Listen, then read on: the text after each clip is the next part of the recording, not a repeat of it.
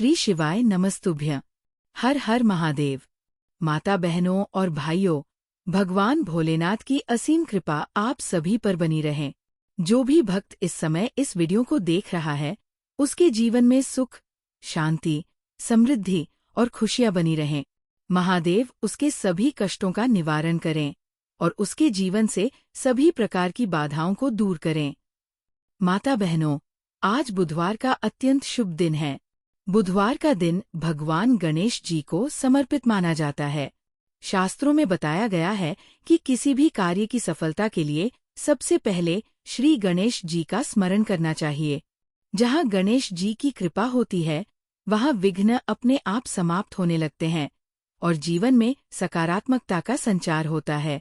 यदि आपके जीवन में लगातार परेशानियां बनी हुई हैं, आपके कार्य बार बार बिगड़ रहे हैं, व्यापार में रुकावट आ रही है, घर में क्लेश बढ़ रहा है, धन रुक नहीं रहा है, या आपको ऐसा लगता है कि कुछ लोग आपकी उन्नति से जलते हैं और आपके मार्ग में बाधाएं उत्पन्न कर रहे हैं, तो आज की यह वीडियो आपके लिए बहुत महत्वपूर्ण होने वाली है।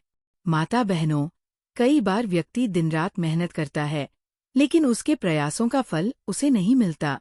कुछ लोग बिना कारण उसके विरोधी बन जाते हैं, कुछ लोग सामने से विरोध करते हैं और कुछ ऐसे होते हैं जो सामने तो मित्रता दिखाते हैं, लेकिन पीठ पीछे नुकसान पहुंचाने की कोशिश करते हैं। ऐसे लोगों को ही शास्त्रों में गुप्त शत्रु कहा गया है। जब जीवन में चारों ओर से परेशानियां आने लगें, जब हर कार्य में रुकावट आने लगे, जब घर में बिना कारण तनाव बना रहे, जब मन हर समय बेचैन रहने लगे, तब व्यक्ति को भगवान का आश्रय लेना चाहिए और श्रद्धा के साथ कुछ पारंपरिक उपाय करने चाहिए।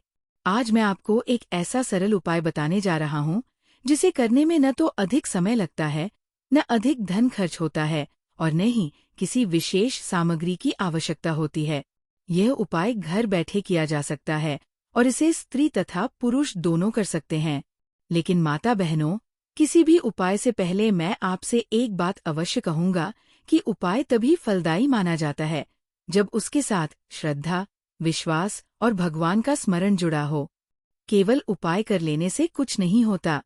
जब तक मन में आस्था नहीं होगी, तब तक किसी भी आध्यात्मिक कार्य का पूरा लाभ प्राप्त नहीं होता। इसलिए सबसे पहले भगवान गणेश जी और भगवान शिव का स्मरण करें। मन ही मन प्रार्थना करें। हे प्रथम पूज्य गणेश जी, मेरे जीवन के सभी विघ्न दूर करें। हे महादेव, मेरे जीवन में जो भी बाधाएं हैं, उन्हें समाप्त करें और मुझे सही मार्ग दिखाएं। माता बहनों, अब हम इस विशेष उपाय के बारे में विस्तार से जान लेते हैं। ये उपाय विशेष रूप से उन लोगों के लिए बताया जाता है जो अपने जीवन में शत्रु बाधा, ईर्ष्या द्वेष, मानसिक तनाव, नकारात्मक वातावरण या लगातार असफलताओं से परेशान हैं। सबसे पहले आपको अपनी एक चप्पल लेनी है। स्त्रियां अपने सीधे पैर की चप्पल ले और पुरुष अपने उल्टे पैर की चप्पल ले। ये चप्पल आपकी अपनी होनी चाहिए। किसी दूसरे व्यक्ति की चप्पल का प्रयोग नहीं करना है। इसके बाद एक गिलास स्वच्छ जल ले लें। अब आपको अपने घर में ऐसी जगह जाना है जहां पानी का उपयोग आसानी से किया जा सके। यदि बाथरूम में करना सुविधाजनक हो तो वहां भी कर सकते हैं। सबसे पहले भगवान गणेश जी और भगवान शिव का स्मरण करें। इसके बाद गिलास से थोड़ा सा पानी अपने मुंह में भर लें। ध्यान रखें कि इस समय आपको किसी से बात नहीं करनी है। मन को पूरी तरह शांत रखना है। यदि आपको किसी ऐसे व्यक्ति का नाम ज्ञात है जो आपको परेशान कर रहा है, आपके विरुद्ध षड्यंत्र कर रहा है, आपकी उन्नति देखकर ईर्ष्या करता है, तो उसका स्मरण करें। और यदि आपको ये नहीं पता कि कौन आपके लिए बाधा उत्पन्न कर रहा है, तो केवल इतना सोचें, जो भी व्यक्ति या नकारात्मक शक्ति मेरे जीवन में बाधा उत्पन्न कर रही है, वो अब निष्क्रिय हो जाए।